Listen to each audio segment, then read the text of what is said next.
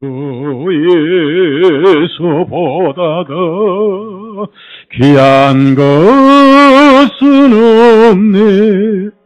예수 밖에는 없네. 주 예수보다 더 귀한 것은 없네. 이 세상 명예와 바꿀 수 없네. 이전에 즐기던 세상 일도 주 사랑하는 마음 뺏지 못해. 세상 즐거움 다 버리고 세상 자랑 다 버렸네. 주 예수보다 더 귀한 것은 없네. 예수 밖에는 없네. 주 예수보다 더. 이거 안 돼요? 이쪽에 안 나와. 좀 해봐요. 저 세상 행복과 바꿀 수 없네. 이 옥과 핍박에 몰려와도 주 섬기는 내 맘 변치 못해. 세상 즐거움 다 버리고 세상 자랑 다 버렸네. 주 예수보다 더 귀한 것은 없네. 예수 밖에는 없네. 그 스위치가 접촉이 안 돼가지고 하나 들었다가 하나 안 들었다가 지금 그러거든요. 405장 한 장부터 합시다. 405장. 나 같은 죄인 살리신 주 은혜 놀라워. 나 같은 죄인 살리신 주 은혜 놀라워. 405장.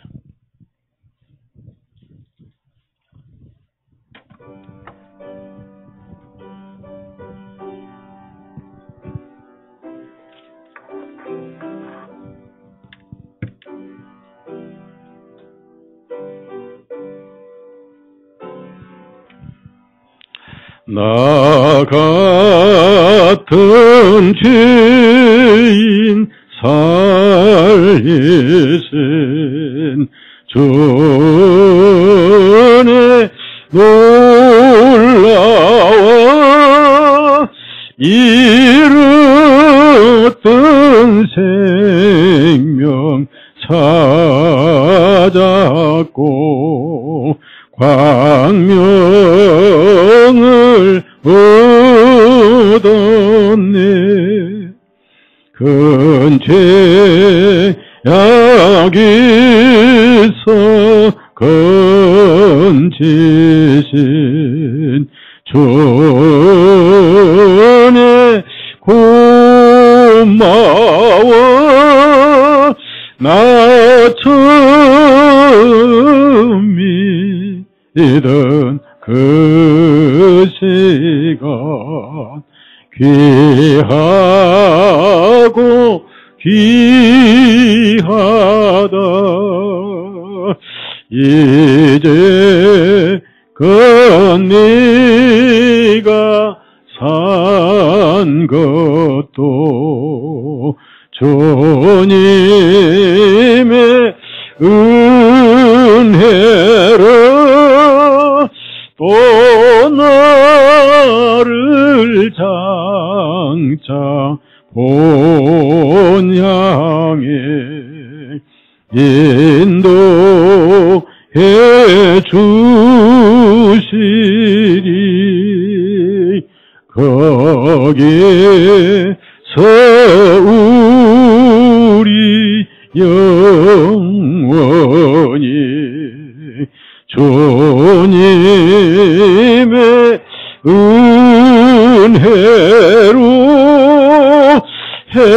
해처럼 밝게 살면서 주 찬양하리라.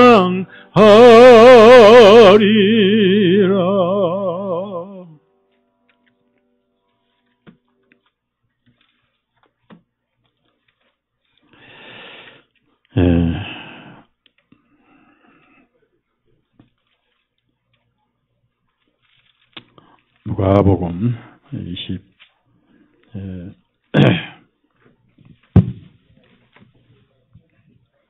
23장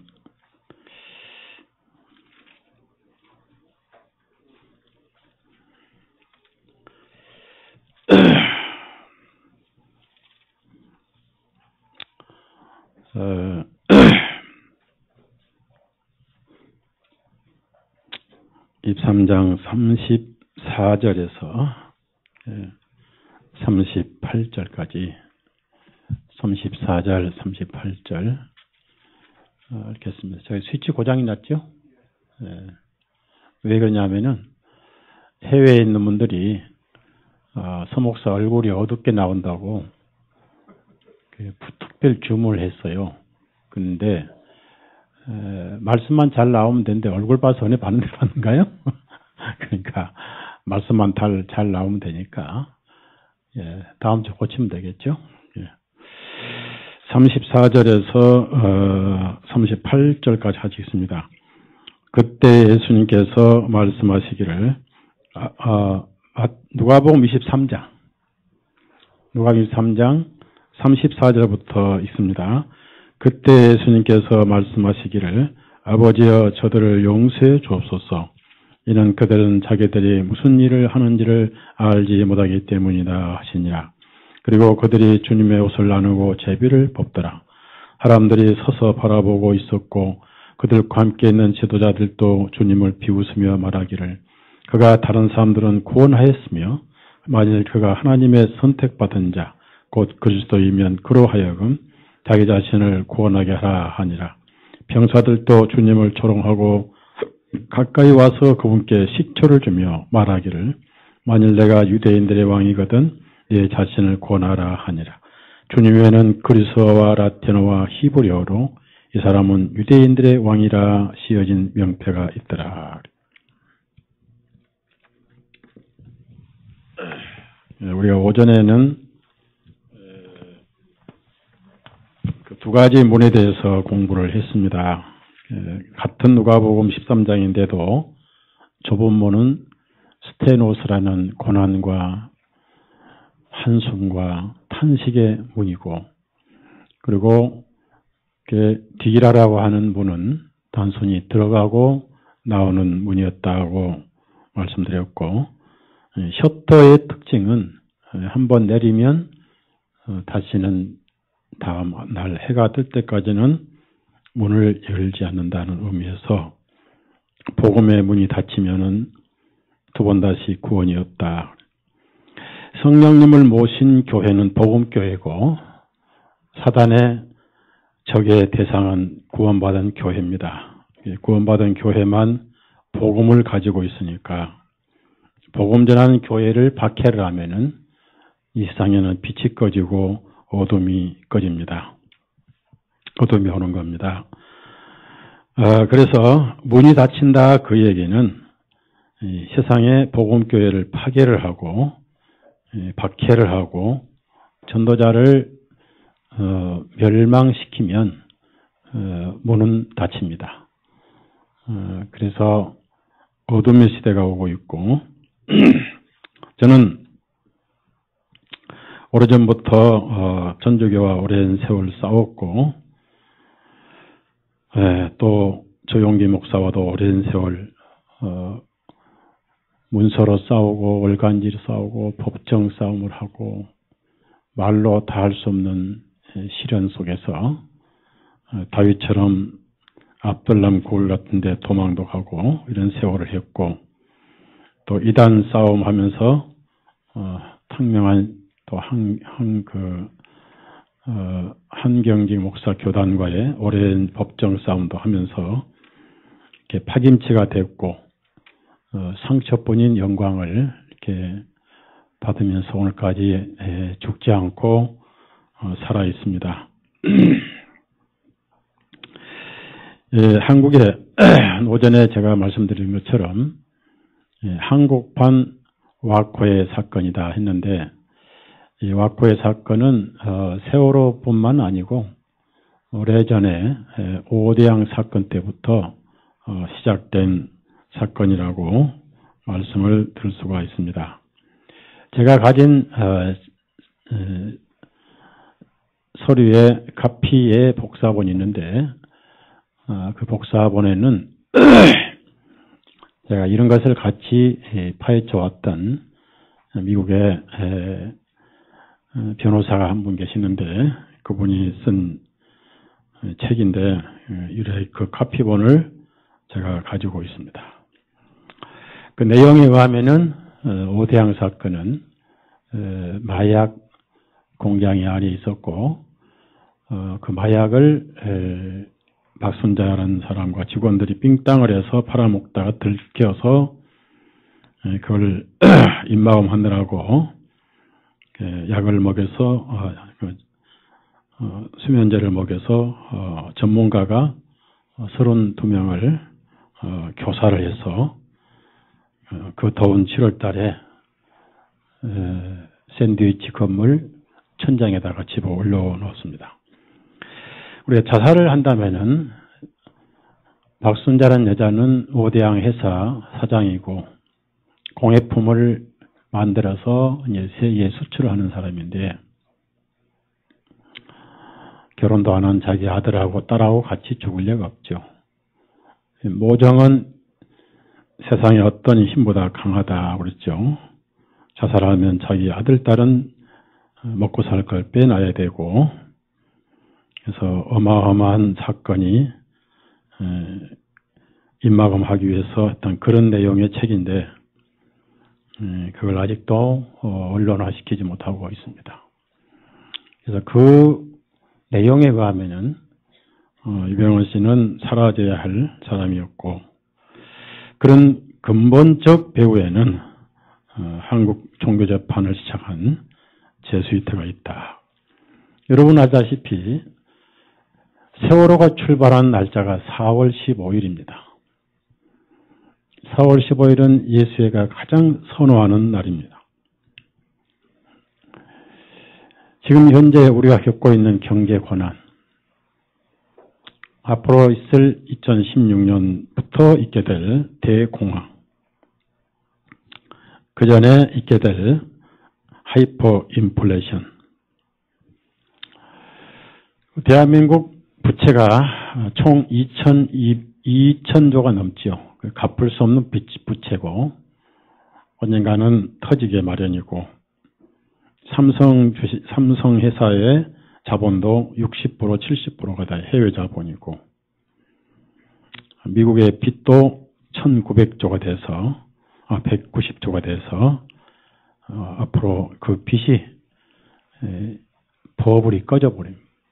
덕금이 팍 꺼지듯이 꺼져버리는 날 세계 경제 대공황이 오게 되고 그것을 위해서 연방준비은행을 세워야 되겠는데 예수의 은행입니다. 미국은 은행이 없어요. 그 은행을 세우는데 유대인 부호들이 있었어요. 3명의 부호가 반대를 했습니다.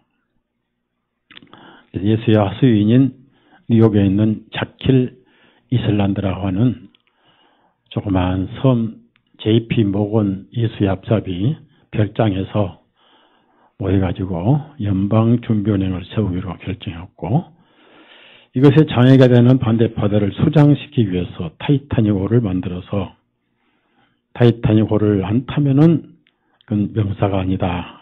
혼론을 홍보해가지고 왕따를 시켜서 3명이 다 탔고, 가장 거기서 영향력이 셌던 야곱 아스토라는 사람을 대서양 얼음 속에 수장을 시키고, 그날이 1912년 4월 15일이었습니다.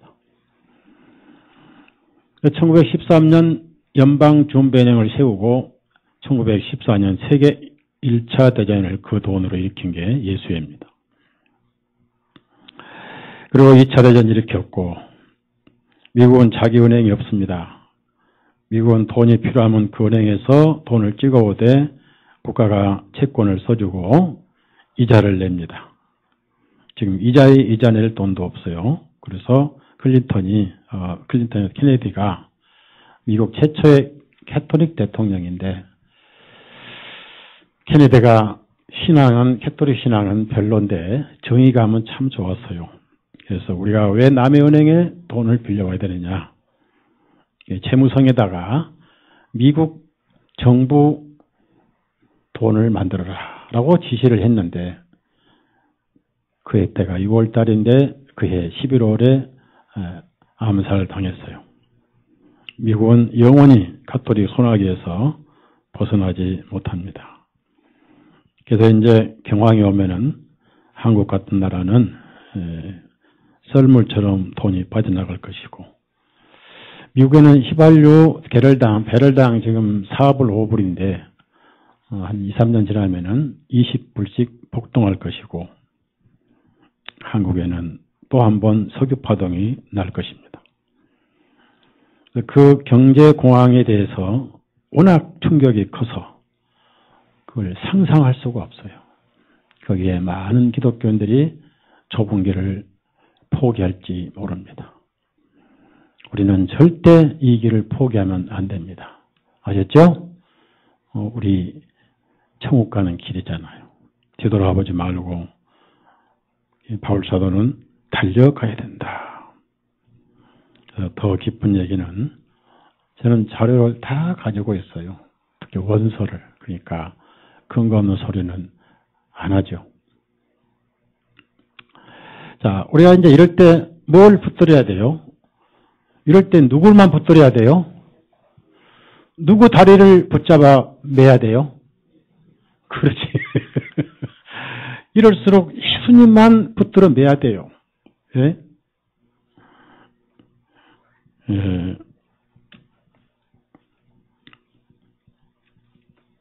예수님만 붙들어 매야 되는데, 이 시대에 정말 진리를 외롭게 전하는 사람이 얼마나 있으며, 굶어 죽을지라도 예수님만 붙들고 가겠다는 믿음을 가진 분들이 얼마나 있겠느냐. 그래서 오늘 오후에는 예수님이 골고다 나무 위에서 하신 7마디 말씀이 있습니다. 그 7마디 말씀을 우리가 순서적으로 보면서 주님의 마음을 우리가 헤아리고, 주님은 고난을 당하시고 우리는 위로를 받고, 주님께서 나무에 달리셨고 십자가에 못 박혀 이제 십자가가 됐는데, 우선 예수님의 고난의 순서를 쭉 한번 제가 설명해 볼게요. 맨 처음에 다락방에서 만찬을 하셨어요. 유월절을 이루셨죠. 그리고 가룟 유다에게 누가 나를 누가 팔 분이 누굽니까? 그러니까 나와 그릇에 함께 손을 넣는 자다. 그래서 예수님이 그릇에 손을 넣으니까 그 유다도 같이 넣어서, 유다는 떡 조각을 받았을 때 팔 생각을 마귀가 넣어줬는데 떡 조각을 받을 때 떡을 먹으면 잔도 마시면 구원을 받아버리잖아요. 떡이 입에 들어가기 전에 사단이 유다 속에 들어가 버렸어요. 사단이 들어가 버렸어요. 귀신 들린 사람은 엄청나게 많은데 사단이 직접 들어간 사람 유다밖에 없어요. 귀신 총사령관이 들어가 버린 거예요. 여러분은 사단이 와도 여러분 속에 못 들어가. 바다보다 훨씬 센 신이 계시거든. 그 신이 무슨 신이야? 에? 나이키 신발? 성령님이 계시잖아요. 한번 따라합시다. 가슴 손 올려요. 따라합시다. 성신이 계시네. 네, 옛날에 성신이었죠? 요즘에는 성신 안 하고 뭐 성령 그러잖아요. 옛날에는 기도원 가서 우리 어릴 때만 해도 성신이 계시네 하고 그랬거든요. 그런데 문제는 성신이 계시네는 찬송 부를 때만 그러고 끝나면 다시 성신을 주옵소서 그래요. 딱 1분 만에 성신이 도망가 버렸거든요. 예, 그게 산신앙이에요. 산신앙. 산신앙이 뭐냐면 산신령 신앙이라고 말해요. 기도원 신앙 그렇죠? 자, 여러분 성령님은 인쳐서 나가지 않습니다. 자, 그런데 딱 그때 이제 주님께서 유다에게 내 일을 어서 속히 하라. 유다는 나가버렸습니다. 나가는데 제 아들 발을 다 씻기시고 자기 사람들 사랑하실 때 끝까지 사랑하십니다. 그리고 이제 새벽에 올라가십니다. 마지막에 제 아들 셋을 저기 옆에 놔두고 시험에 들지 않도록 기도하라. 니들이 시험 들 것이다. 왜? 지금 니들 생각은 내가 이스라엘 왕이 될 것이고 니들은 높은 자리만 꿈꾸고 있지 않느냐. 그러니까 내가 잡히면 니들이 시험 들 것이다. 날 버려두고 다 도망갈 것이다. 스가랴의 말씀처럼 목자를 찌르니 양이 도망갈 것이다. 그 말씀이 이루어질 것이라. 시험 들지 말라고 말. 그러고 이제 밤새 기도하는데 3번을 기도하셨어요. 하시고 와서 보니까 졸고 있고 또 기도하신 거예요. 마지막에 햇불 들고 군인들이 칼 들고 창 들고 옵니다. 헤롯의 군인들이. 그 앞에 제일 앞에 유다가 왼수가 돼가지고 갑자기 제자가 3년 6개월 제자가 쿠데타를 일으켰죠. 그렇게 해서 끌고 왔을 때 제 아들은 다 도망가고 베드로는 칼 빼가지고 종의 귀를 잘라버렸어. 그때 첫 번째 주님께서 유다가 뺨을 하면서 선생님 안녕하십니까 하고 배반했을 때 군인들이 와가지고 주님을 뒤로 묶었는데 그 묶은 노끈이 아주 가늘고 질긴 노끈이었습니다. 처음으로 결박당하셨어요. 여러분 원래 어린 양을 잡을 때는 결박을 합니다. 양이 뛰니까 소도 뛰니까 결박을 하셨을 때 성경에 안 나왔지만은 그 가는 노끈이 손가락 살을 파먹고 최초에 즉 두 번째 피는 두 번째 흐르기 시작했어요. 할례 때 한번 흐르고요. 그래서 요한복음 18장 분노와 시기와 그 질투 속에서 잔인하게 결박을 했습니다. 왜냐하면 전능하신 분이라 도망갈까 봐서 어린 양같이 결박을 당했어요. 이번에 뭐 유대균 씨하고 박수경이는 수갑을 채웠더라고요. 18장 12절 같이 읽어요. 시작. 그때 그 경비병들과 대장과 유대인의 관원들이 예수님을 붙잡아 결박하여 줄을 치세요. 그 결박은 가는 노끈으로 아주 단단한 노끈으로 손목과 팔을 손가락을 파고들하게 묶어가지고 거기서 예수님은 붉은 피가 흐르기 시작했습니다. 제일 먼저 어디를 끌고 왔냐면은 이제 율법에 따라서 예수님이 율법을 세우셨는데 그 율법을 예수님이 세우신 대로 율법을 이루어 오셨기 때문에 스스로 세우신 율법에 스스로 정죄되셔가지고 대제장 가야바 장인 안나스 앞에 먼저 체포되셨습니다. 내가 하나님의 아들이냐고 그랬을 때 내가 하나님의 아들이고 하늘에서 인자가 오르락내리락 네가 볼 것이다 했더니 종이 첫 번째 예수님 뺨을 주먹으로 손바닥으로 때렸습니다. 잘못이 없는데 그 다음에 이제 신문을 하고 다시 빌라도 법정에 보냅니다. 빌라도가 귀찮아가지고 갈릴리 사람이라고 그러니까 갈릴리 분봉 헤롯이 예루살렘에 와 있었기 때문에 그걸로 보냈습니다. 헤롯은 예수님 보고 싶어서 기다렸다는 듯이 조롱하고 비웃고 했지만 예수님은 여우 같은 헤롯 앞에 입을 다무셨어요. 헤롯이 조롱하고 다시 그 빌라도에게 보냈습니다. 빌라도에 와서 예수님 빌라도를 신문해 보니까 죽일 죄가 없었다고 말해요. 예수님이 제일 괴로우셨던 것, 심리적으로 괴로우셨던 것이 뭐냐면은 유대인들은 6월절 정결례를 지키려고 태양신을 섬기는 빌라도 이방인의 뜻을 가지를 않았습니다. 법정에는. 예수님은 하나님의 아들이심에도 불구하고 죄수로 묶여서 이방인 빌라도 태양신 총독 앞에 끌려가셨다는 사실입니다. 그래서 예수님은 신문을 받아 이렇게 바라바냐 예수님이나 선택하라 했는데 유대인들이 바라바를 달라고. 그러면 이 예수를 내가 어떻게 하랴? 나무에 달아 죽이소서. 그러지 말고 내가 채찍을 조금 놓아주마 해도 안 됐다고. 그래서 알아서 해라고 그러고 이제 예수님을 채찍을 치기 시작했습니다. 채찍을 치는데 통나무에다가 돌기둥에 묶어가지고 옷을 벗기고 15개, 20개 넘는 채찍 가닥이 있습니다. 거기에 매듭이 한 가닥에 3개, 4개 매듭이 있는데 매듭에다가 석고챙이, 그 다음에 뼈다귀, 유리 조각을 묶어가지고 내리치면 얼굴이 어디고 붙어서 살이 터집니다. 때린 사람도 피가 터지고 이렇게 온몸이 피가 터지기 시작했어요. 그렇게 해서 이제 다시 그 옷에다가 다시 예수님을 빌라도 법정에 들어가가지고 옷을 벗기고 왕이시니까 붉은 도포를 입혔습니다.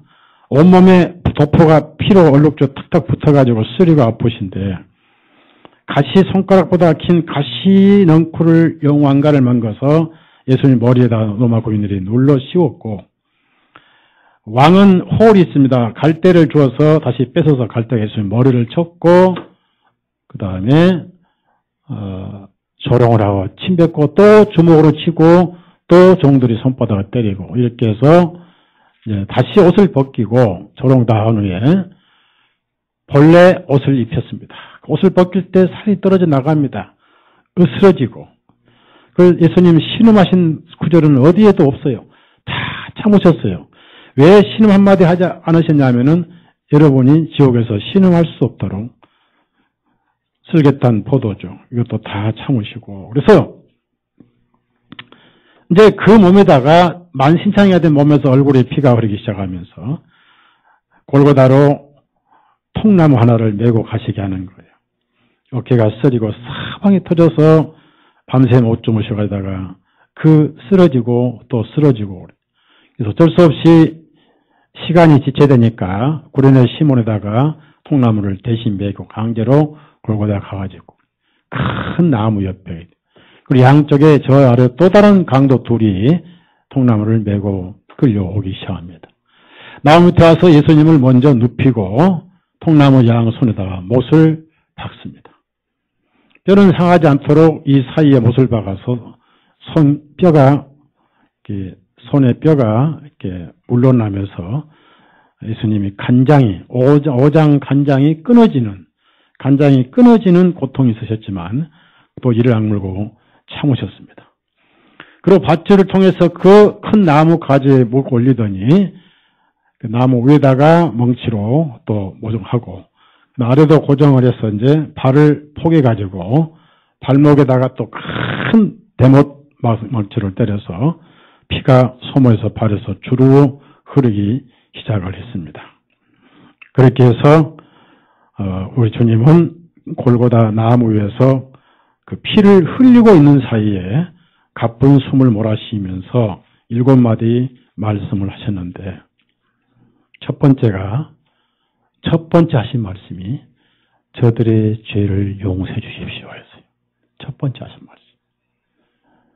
그 기도가 이루어져서 오늘 여러분의 죄가 용서가 된 거예요. 예수님 사랑하세요? 예수님 사랑하십시오.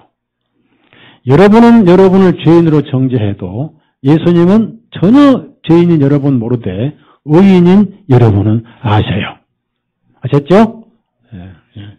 그래서 누가복음 23장 34절이 첫 번째 말씀입니다. 나무에 달려간 첫 번째 기도가 우선 첫 번째 예수님 마음은 죄인들을 구원시킨 데 있으셨어요. 이게 주님의 마음이에요.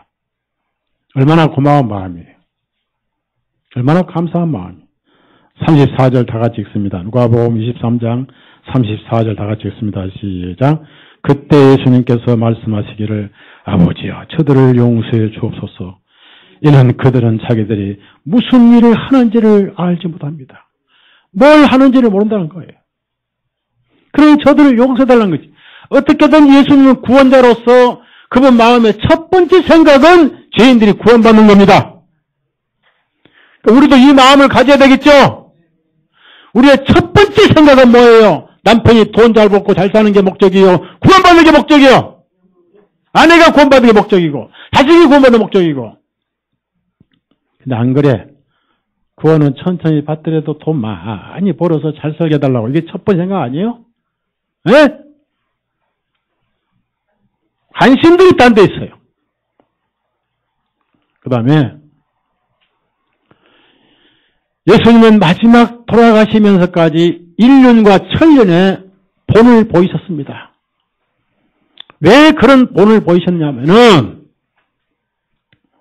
마지막에 젊은 것들이 부모님들을 버릴 줄 아시고, 따라하세요. 젊은 것들이, 아니 그러니까 아직 결혼 안 하신 분들 따라하지 말고 나이 드셔서 이제 자식들 덕을 봐야 할 나이인데 자식들이 안 도와준다 하신 분만 따라하세요. 젊은 것들이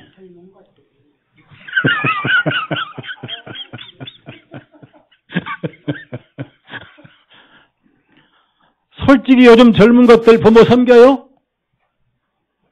절대 부모 안 섬깁니다.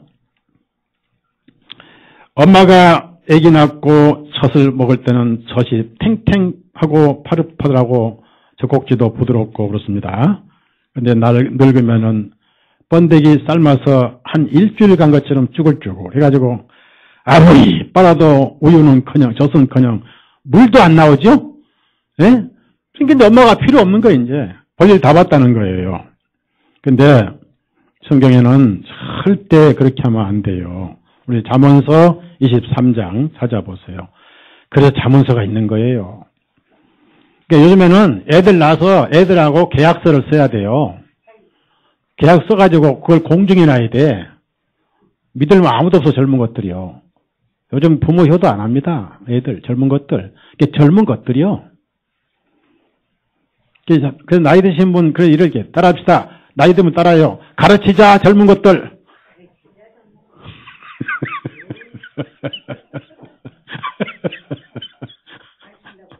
갈아치자. 갈아버리자. 바꿔버리자, 그 말이에요.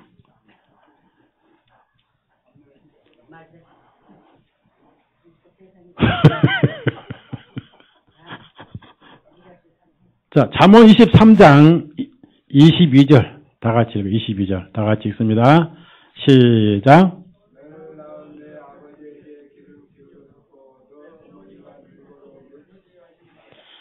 근데 아버지가 늙으면 말을 안 들어, 자식들이. 그러니까 귀를 기울여 했고요. 어머니는 늙어도 돈 관리권이 없습니다. 그러니까 더 멸시를 해요.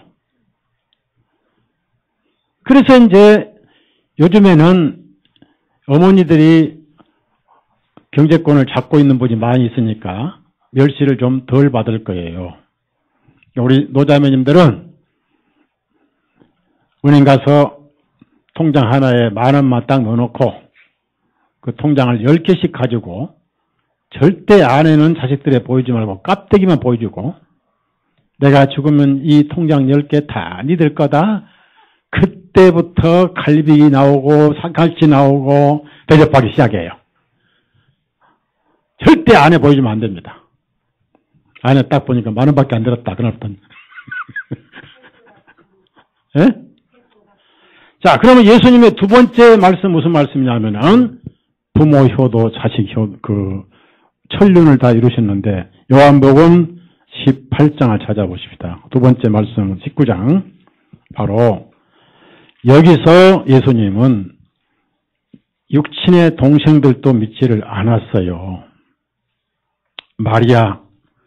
마리아를 사도 요한에게 맡긴 거예요. 사도 요한을 3년 6개월 겪어보니까 자기 남동생 셋보다 훨씬 낫거든요. 그러니까 가르치자, 남동생. 맞죠? 맞아요, 안 맞아요? 왜 그렇습니까? 아무리 혈육을 가졌다 하더라도 구원 안 받으면 효도 안 합니다. 맞죠? 효도 안 해요. 우리 성의자면 안 그러죠? 예? 엄마 효도하죠? 예, 그래. 그러니까 오늘 교회도 나오고 수양의 준비도 도와주고. 자, 요한복음 19장 26절이 두 번째 말씀이에요. 십자가상의 7마디 말씀 가운데 두 번째 말씀입니다. 왜? 아버지는 이미 돌아가셨고, 육신의 아버지 요셉은 이미 돌아가셨고, 어머니가 가슴이 미어진 거예요. 왜냐하면 상처가 너무 커요, 어머니는.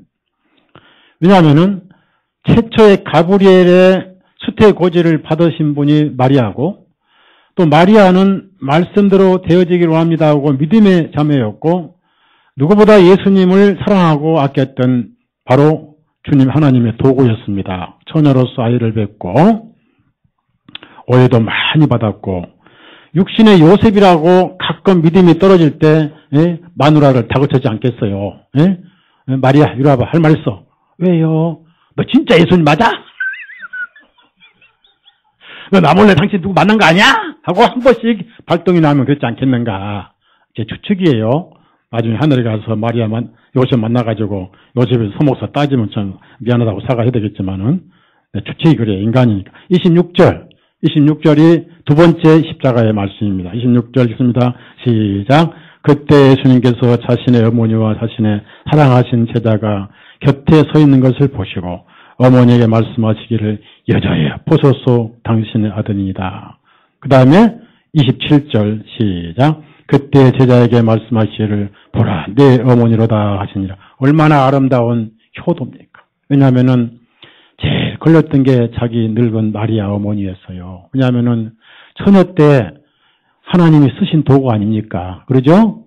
그 처녀 때 쓰신 도구니까 얼마나 그 귀하게 썼습니까? 그리고 아기 하나님을 젖먹이고 아기 예수님 때문에 이집트까지 피난 갔다가 그 고생 많이 했던 늙은 육신의 어머니가, 그래서 이제는 어머니가 아니고 이제 나는 하나님으로 돌아가는데, 그래서 여자요 했습니다. 여자요. 그러니까 그 어머니 마리아에게 그 위태하면서 자 이제 남은 여생 내가 내 제자 요한에게 맡길 것이오니 걱정하지 마세요. 얼마나 철저하게 일륜과 천륜을 지키시고 얼마나 돌아가실 때까지 효도하셨는가.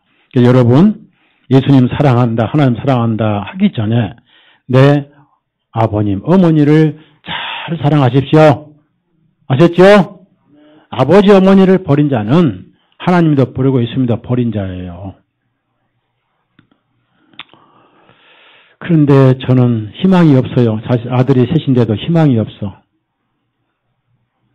애들을 둘은 너무 어리고, 그놈들이 대학 졸업해서 돈을 벌어서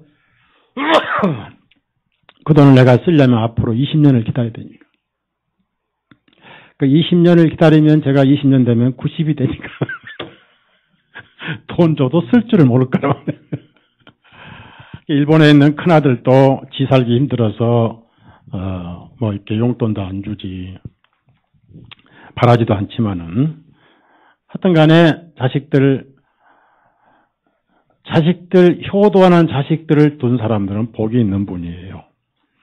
근데 자기 나름이죠. 어릴 때부터 교육을 잘 시켜서 이렇게 했어야 되는데, 두 번째 말씀이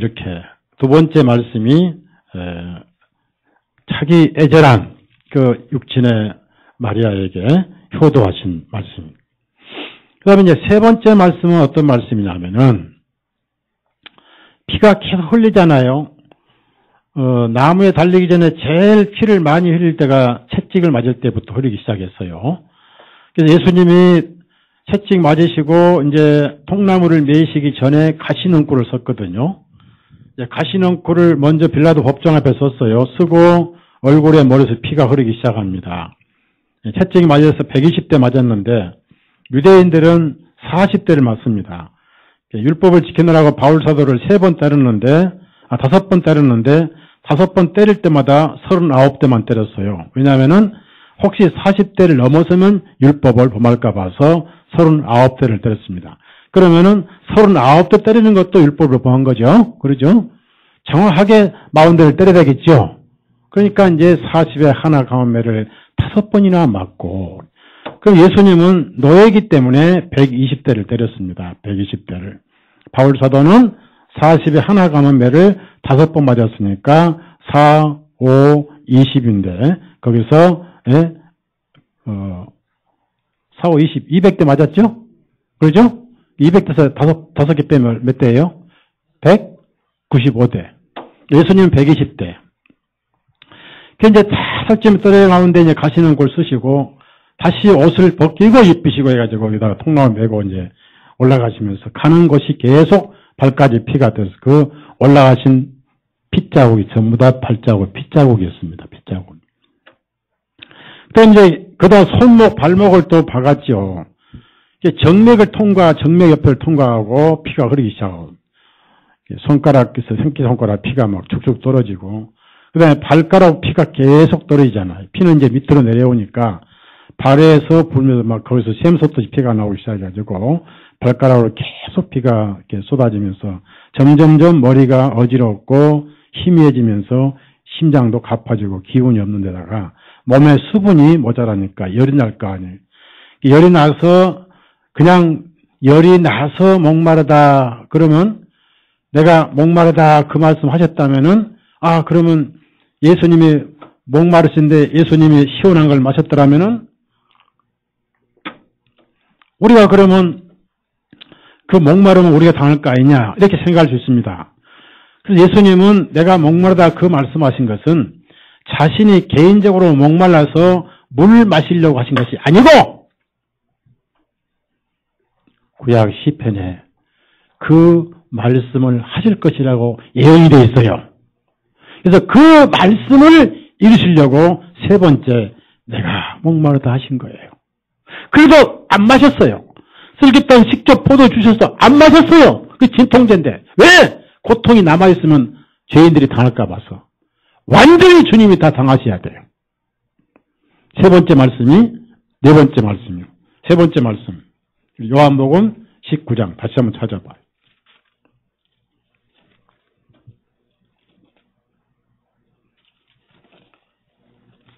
세 번째 말씀이 내가 목마르다.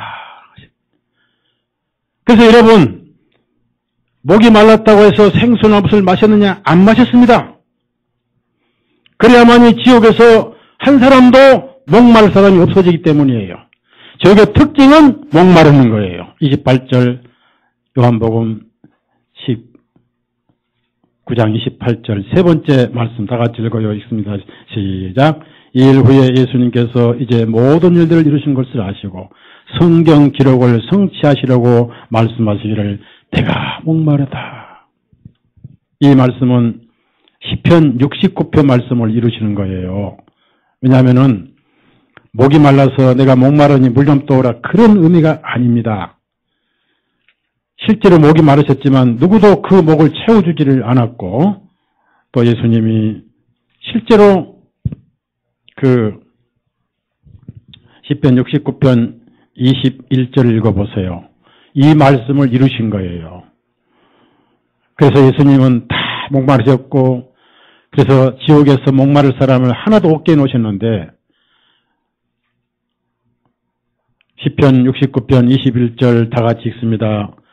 그들이 또 슬개즙을 나의 음식물로 내게 주었고 내가 목마를 때 마시게 하자고 식초를 주었나이다. 이 말씀을 이루신 거예요. 그래야 그분이 메시아라는 것을 입증시킬 거 아니에요? 왜? 성경대로 오셨고 성경대로 죽으셨고 성경대로 사흘 만에 부활하셨기 때문에.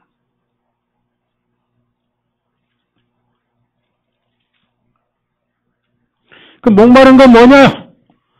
지옥에 있는 영혼의 특징이 목마름입니다. 유황불 때문에. 부자가 갈증을 풀어달라고 새끼손가락 물 한 방울 찍어달라고 사정을 했잖아요. 가장 목마른 게 뭐예요? 의의 갈증이잖아요.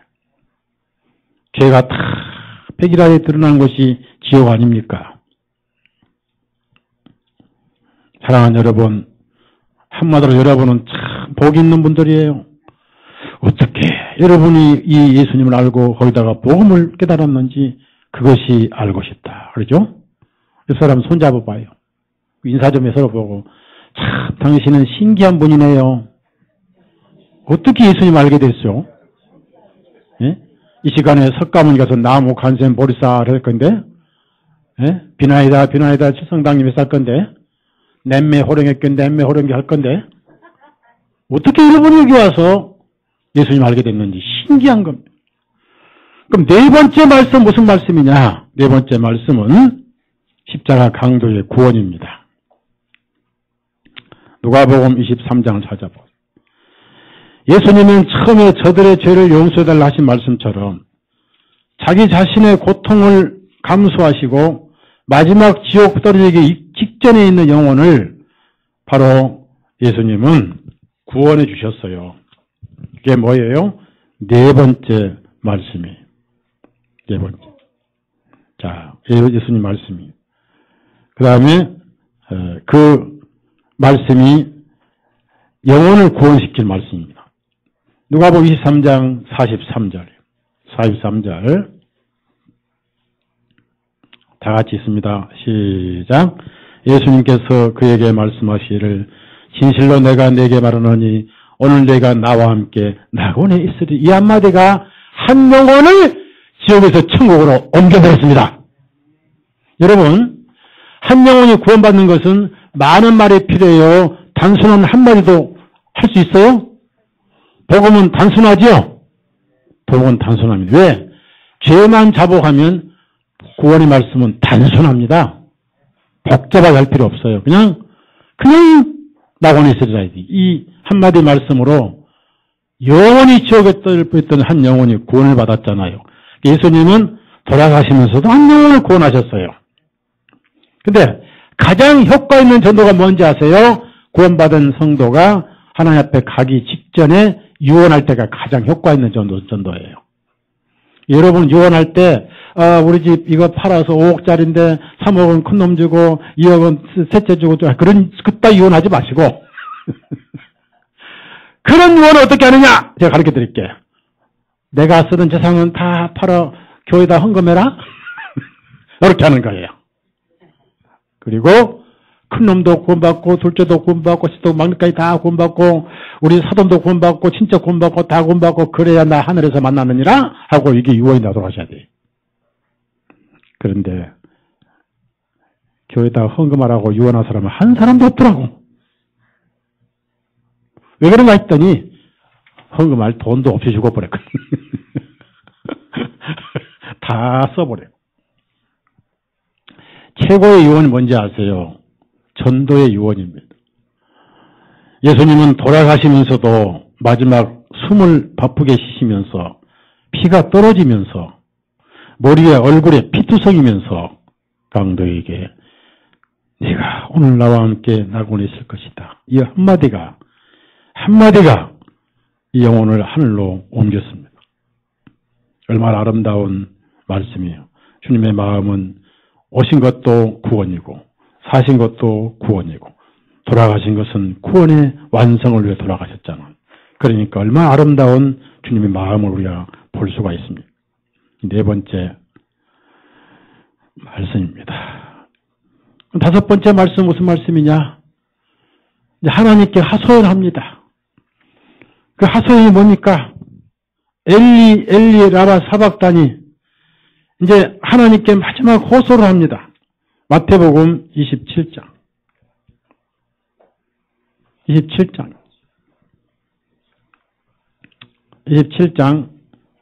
그게 나무 골고다 십자가 위에 7마디 말씀인데 그 7마디 말씀을 우리가 음미해 보면은 야, 참 대단한 분이구나. 46절 다 같이 읽습니다. 시작. 제9시경에 예수님께서 큰 음성으로 소리쳐 말씀하시기를 엘리 라바 사박다니 하시니 이는 곧 나의 하나님 어찌하여 나를 버리시나이까. 이제 운명할 시간이 가까이 오는 거예요. 왜냐하면 6월절 전에 묻혀야 되기 때문에 무교절 전에 묻혀야 되기 때문에 이 다섯 번째 말씀입니다. 이제 하나님 앞에 호소를 합니다. 이제 구원은 다 이루어놨기 때문에 운명하시면 죄가 다 사해지잖아요. 피 많이 흘렀기 때문에 완전히 흘리신 것은 죽으셔야 돼요. 운명하셔야 됩니다. 그래서 하나님 앞에 나를 버리셨나이까? 맞습니다. 예수님을 버리셔야 우리가 하나님 앞에 받아진 거 아니겠어요? 그래서 받아주는 시기 아니라고 받아주는 시기라고 우리 킹제임스에 나와 있습니다. 다 내게로 오라. 손들고 보면 오늘 받아주셔요. 다 오라. 어서 돌아오라. 지금도 부르고 계셔요. 다 오라고 받아주겠다. 너 죄 많으냐? 네 죄가 바벨탑같이 많이 쌓여도 내가 받아주겠다. 네 죄의 기록책이 세상의 온 천지에 다 널려있다 해도 내가 너를 받아주겠다. 너는 도무지 천당 갈 자격이 없다고 차라리 지옥 가겠다고 할지라도 그건 내 생각이지. 예수님 생각은 아니야. 이미 너는 죄가 없어. 다 내게로 와. 이게 주님의 초청이에요.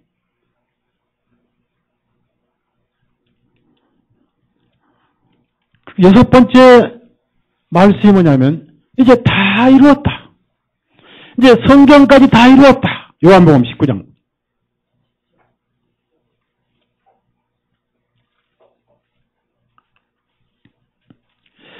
그래서 이 여섯 번째 말씀은 다 이루었다.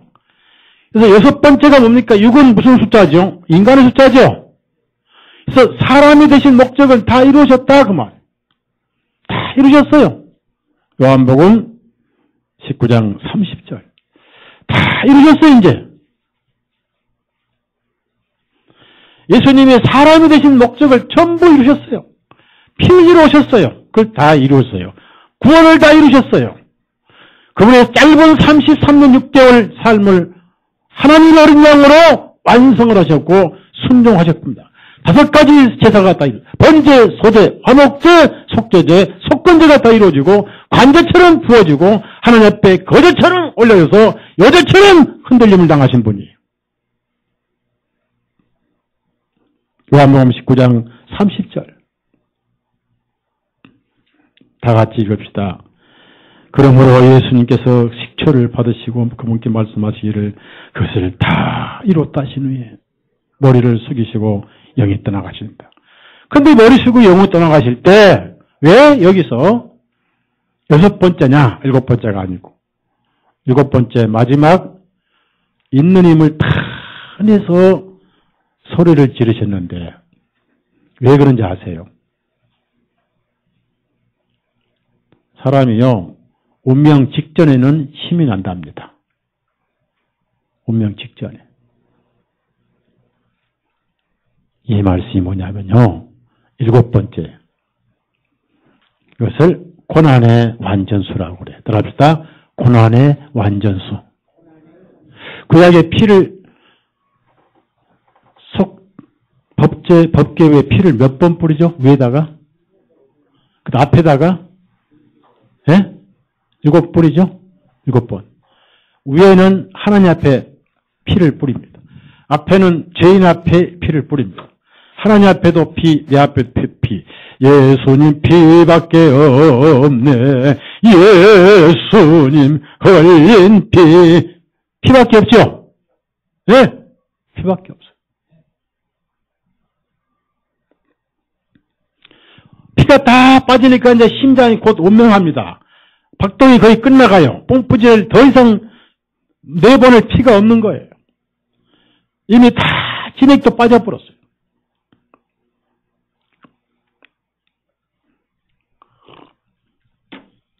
여러분이 감기들 며칠 앓으면은 진액이 다 빠져요.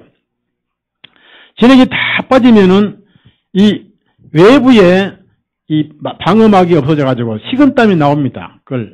그 땀은 진땀이 아니고 허혈로 나온 식은땀인데 식은땀 나오면 벌써 건강이 말이 아니라는 게 입증이 됩니다. 식은땀. 죽기 가까이. 식은땀 다 흘려버리잖아요. 사람이 기지맥진해. 그래서 땀을 흘리거나 진땀 나갈 때는 무조건 하고 닌겔을 맞든지 물을 많이 마셔야 돼요. 옛날에는 물 마시면 다 닌겔 맞잖아요. 제가 지난 4월달인가 그 아플 때 계속 여기 가서 1000cc 그 B17을 맞아요. B15를 맞았습니다. 계속 물이 빠지니까. 근데 예수님은 진액이 다 빠졌습니다. 기운이 없잖아요. 그래서 마지막 숨을 몰아쉬면서 큰 소리로 7번째 말씀하시고, 그 다음에 그 큰 소리 하시고 나서 심장이 스톱이 되시면서 조용히 머리를 숙이시고 영원히 하나님 앞에 돌아갔습니다.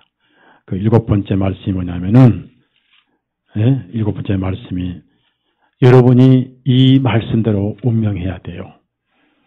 우리가 주님의 발자취를 따라야 되는데, 이거 우리도 마지막 운명할 때 이 말씀을 꼭 배워야 됩니다.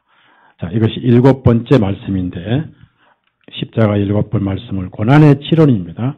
고난의 7원을 마치는 마지막 말씀입니다. 우리가 이 말씀 하나 하기 위해서 신앙생활 하는 거예요. 누가복음 23장 46절, 십자가상의 7번째 말씀. 이걸 우리가 배워야 됩니다. 그래야 편안하게 갈 수 있어요.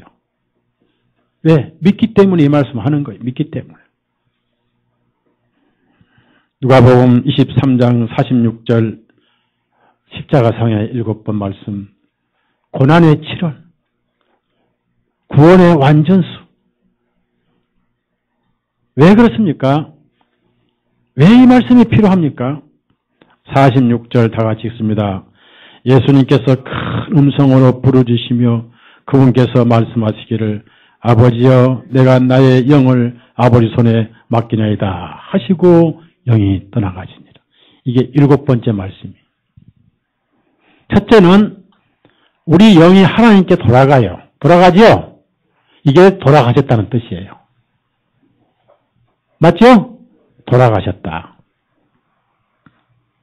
돌아가셨어요. 아버지께 돌아가셨어요. 전도서에 나왔잖아요. 영을 주시는 아버지 하나님께 돌아가고 그랬잖아요. 육은 그 흙으로 다시 돌려준다 그랬잖아요. 네, 영혼을 받으시옵소서. 인문을 다해서 하신 거예요. 이 기도를 첫 번째 따라한 사람이 누군지 아세요? 성령 충만했던 스데반 형제님이. 여러분도 마지막 운명하실 때 유언 다 하고 그 다음에 운명하기 전에 성령으로 주님 제 영혼을 받으시옵소서. 이건 믿음의 극치입니다. 자, 다 눈 한번 감면서 운명 연습해요.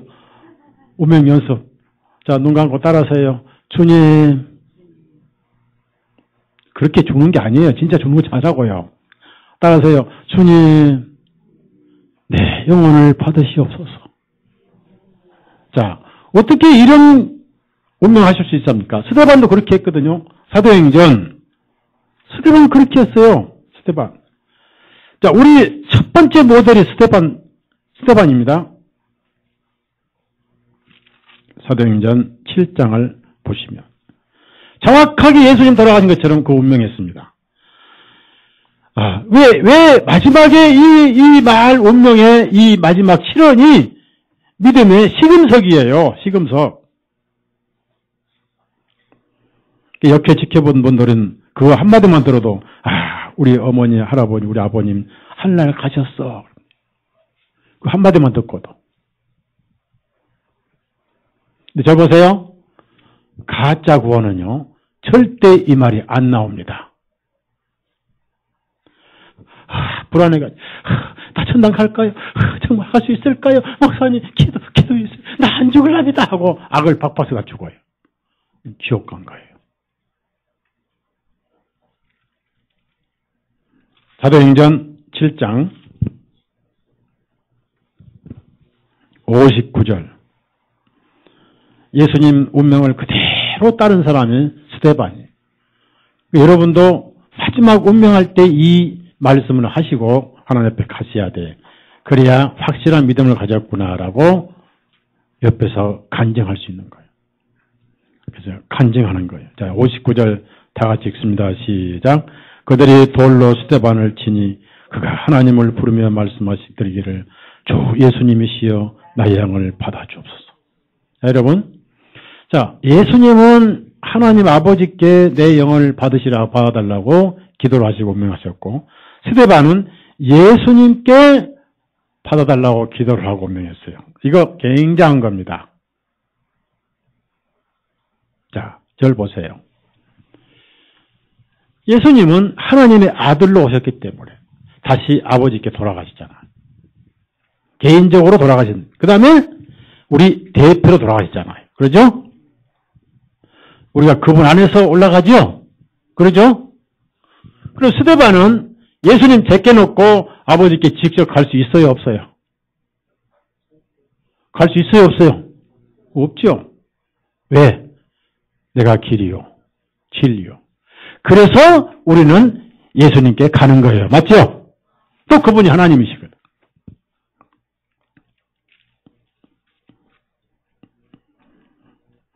모든 신앙의 최종 결과는 운명할 때.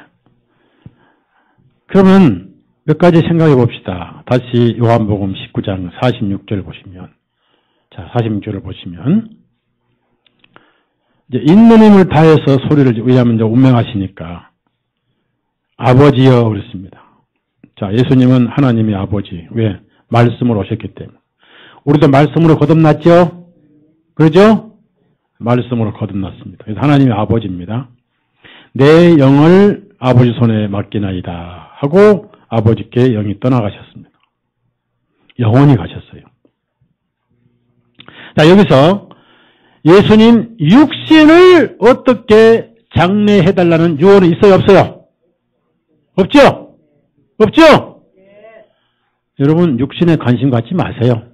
아셨죠? 그럼 이제 육신의 유언을 어떻게 하시냐면은 이렇게 하세요. 배우시라고요. 메모를 하세요. 장례는 가능하면 돈 안 들게 이렇게 쓰세요. 아셨죠? 예. 장례는 가능하면 돈 안 들게 이렇게 하시라고요. 근데 화장은 성경적이 원래 아닙니다. 그런데 불가피할 때는 화장을 해도 상관없어요. 어차피 부활을 다 하기 때문에. 불교인들은 부활을 안 믿고 극락세계 쪽 하니까 화장하는데 기독교인들은 화장을 해도 부활을 믿습니다. 자, 예수님 육신의 장례식에 대해서는 관심이 없으셨어요.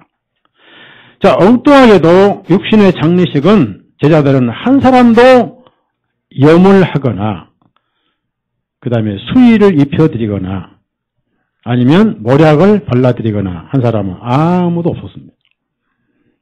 거기 누가 혼자습니까? 자기가 묻히려고 만들어 놓았던 아리마대 요셉이 거기 찾아왔습니다. 그 다음에 늘 결정적으로 드러내지 않았던 니고데모가 찾아왔습니다.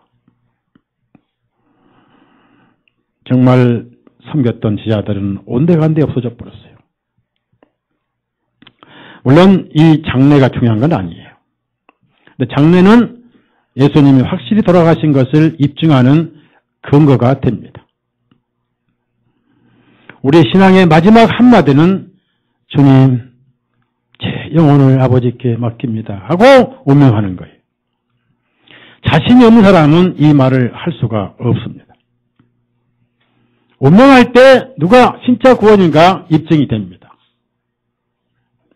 이걸 본으로 보여주셨고 스데반이 그걸 따라서 했습니다. 여러분도 운명할 때 이렇게 하십시오.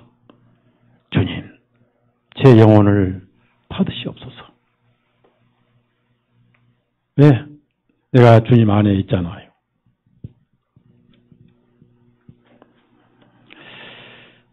옛날에 얘기도 한 적이 있습니다만은 대구에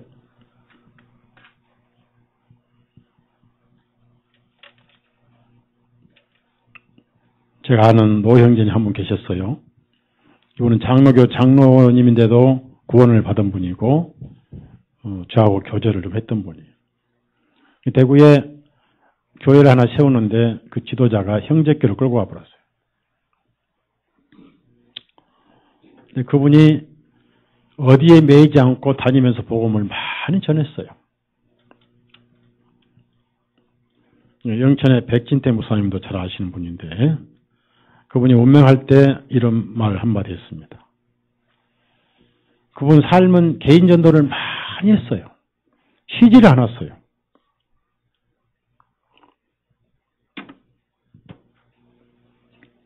그저기 의령의 이상점 형제님도 전화가 왔더라고요. 80이 넘었는데 다행히 할머니가 들어왔대요. 내가 할머니 구원받으려고 오셨구나. 그 할머니가 왜 집을 나간지 아세요? 이 형제님이, 노 형제님이, 이상점 형제 이분이 우리 수양에 참석을 하고 일주일 동안 4박 5일 참석하고 갔단 말이에요. 그랬더니 할머니가 수양에 참석하고 왔는데 남편이 외도하고 왔다고 집을 나가버렸어요. 외도는 맞죠? 영적으로 예수님과 외도했죠? 그래 집을 나갔다가 이제 이번에 들어왔대요. 들어와가지고 밥도 해주고 그래서 할머니 구원받겠다 하고 제가 기도를 하고 있는데 그 할머니도 구원받게 해달라고. 그 형제님은 몸이 아주 연로해가지고 이 인터넷도 못 하시고 이제 테이프도 안 가고 하니까 그 뽕짝 진영재님 뽕짝 있죠. 뽕짝 할머니들이 뽕짝 하는 그 노래 들고 다니는 노래 뽕짝 하고 있죠. 뽕짝 그 기계를 사다가 칩을 버리고 설교를 넣어가지고 보냈으니 그거 듣고 계세요.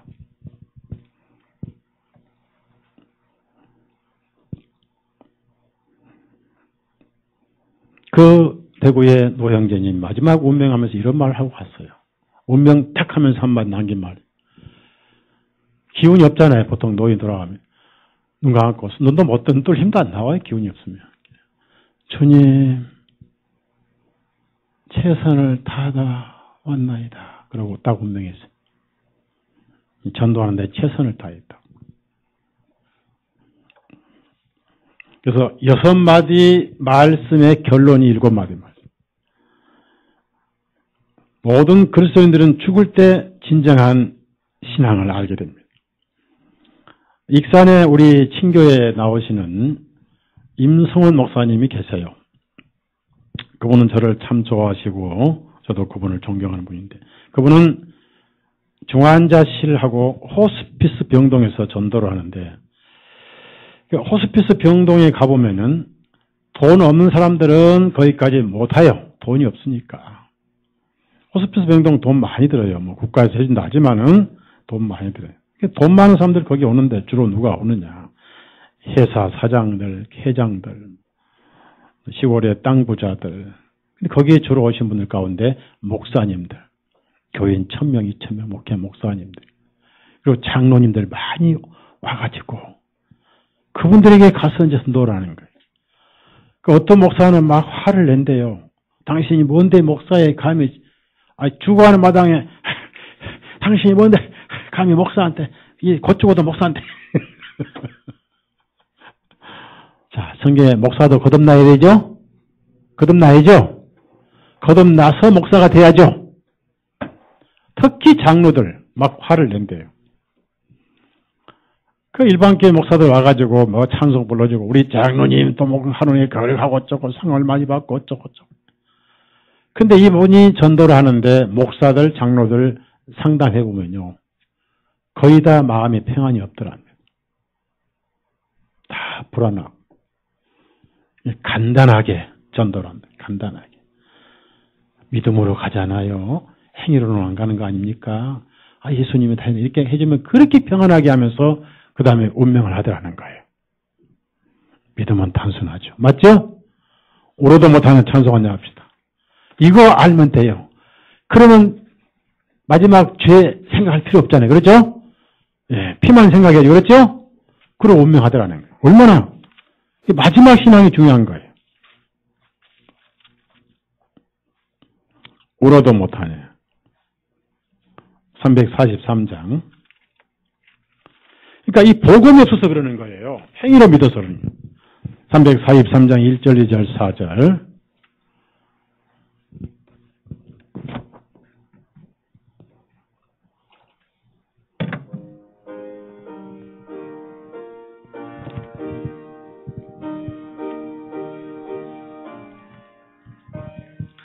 울어도 못하네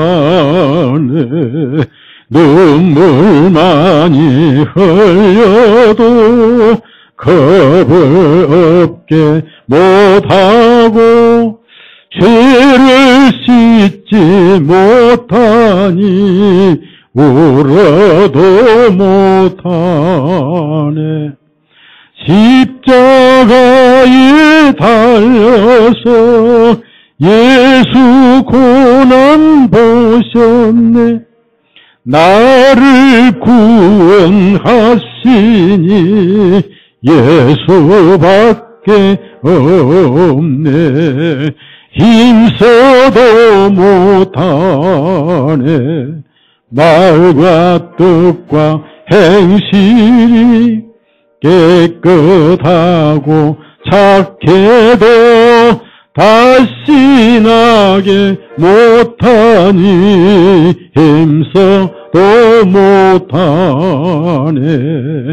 십자가에 달려서 예수 고난 보셨네. 나를 구원하시니 예수밖에 없네. 4절 믿으면 하겠네. 주 예수만 믿어서 그 은혜를 힘입고 오직 주께 나가면 영원 삶을 얻네. 십자가에 달 예수 고난 보셨네. 나를 구원하시니 예수밖에 없네. 그래서 언제 이 사람이 진실한 그리스도인가 시금석이 운명 직전의 간증입니다.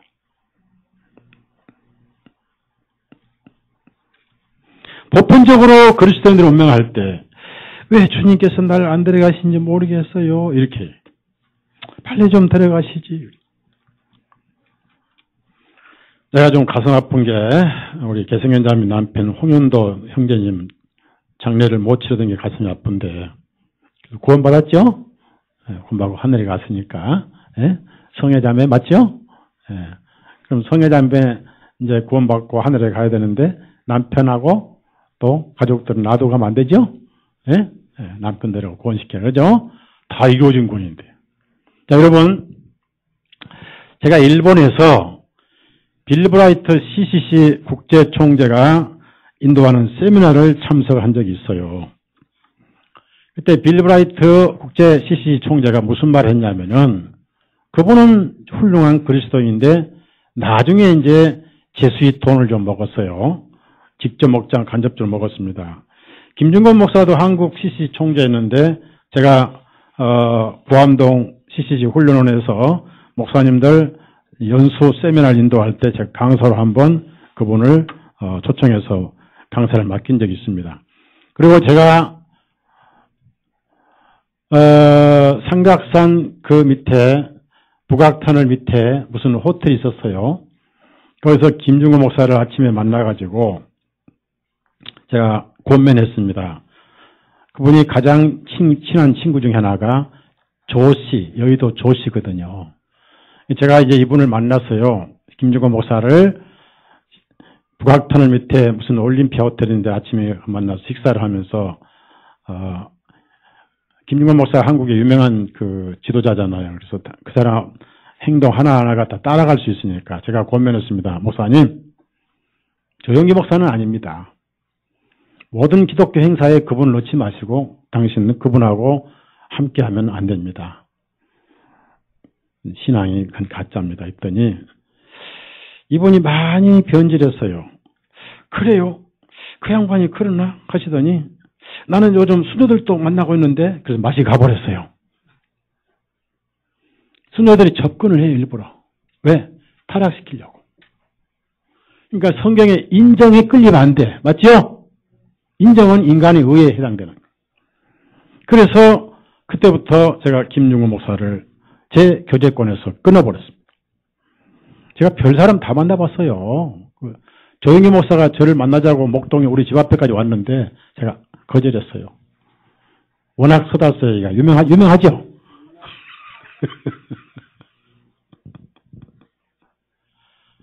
저 박윤식 목사도 만나봤어요? 뭘 좀 사달라고?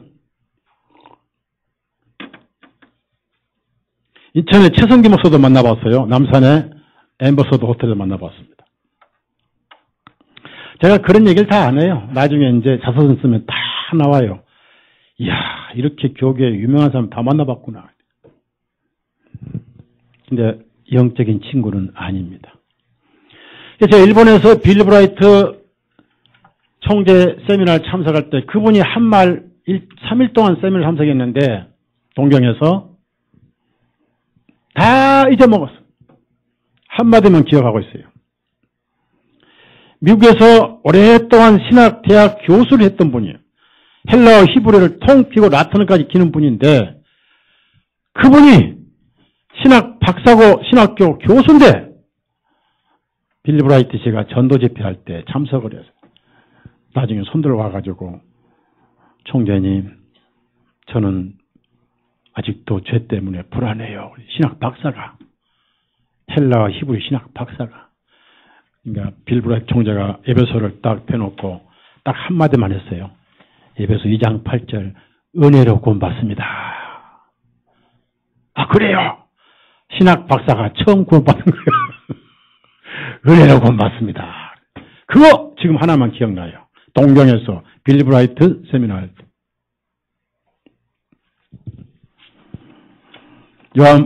에베소서 2장 그래서 마지막 운명할 때 은혜로 구원받은 믿음이 있으면 주님 제 영혼을 받으시옵소서 하고 유언할 수 있어요. 멋있는 복음 아닙니까? 그렇죠? 네? 자, 에베소 2장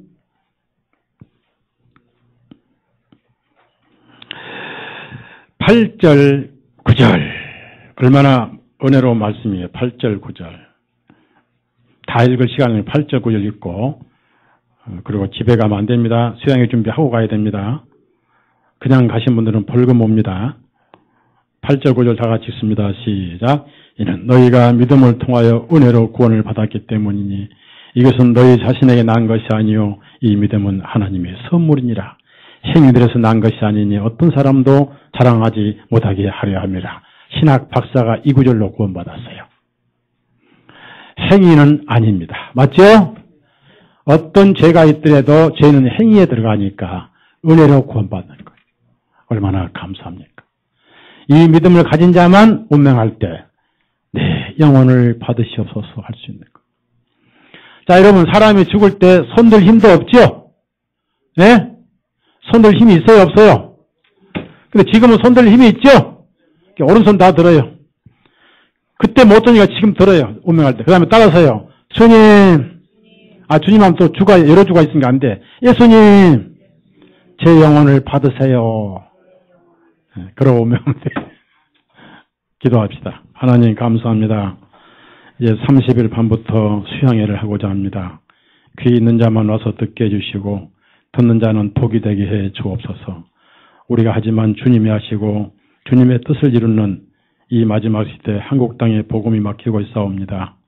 주님의 영광을 이루는 그 수양회가 되게 하시고 모든 형제자매들 마음이 다 하나 돼서 많이 참석케 하시고 남의 일이 아니라 다 내 이름을 깨닫게 해 주옵소서. 주님 얼마 안 남은 세상에 주님만 사랑하다가 주님께서 마지막 아버지여 내 영혼을 맡기나이다 이 믿음 또한 스데반이 운명할 때 주 예수님 제 영혼을 받으시옵소서 이 믿음이 우리의 마지막 믿음 되게 해 주옵소서. 예수님 이름으로 간절히 기도드렸사옵나이다. 아멘. 마칩니다. 수양회 준비 좀 해주시고 가세요.